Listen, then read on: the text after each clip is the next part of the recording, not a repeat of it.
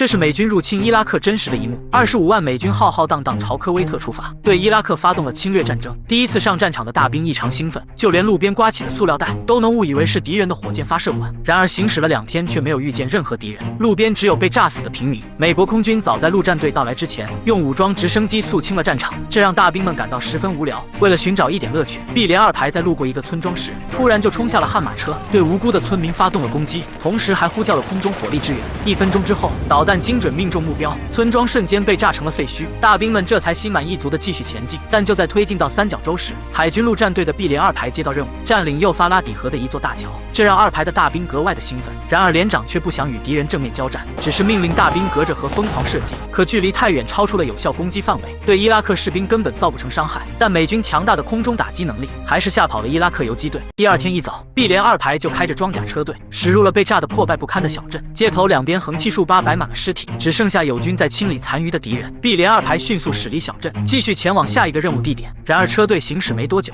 一名大兵就透过夜视瞄准镜发现2点钟方向有2名伊拉克士兵手持 RPG 火箭筒正瞄准车队。排长立即下令停车，命令狙击手迅速架枪锁定敌人。一旁的观察手计算好风速之后，狙击手就果断扣动了扳机，瞬间击毙了一个伊拉克士兵，另一个想要逃跑，但下一秒就被击中腹部。这是2排第一次正面遭遇敌人，虽然狙击手只是2枪便结束了战斗，但这也足以让其他大兵羡慕不已。随后小队继续出发，在没有空中支援的情况下，驶入了一条没有部队走过的小道。连长因为丢失了地图，导致车队迷路。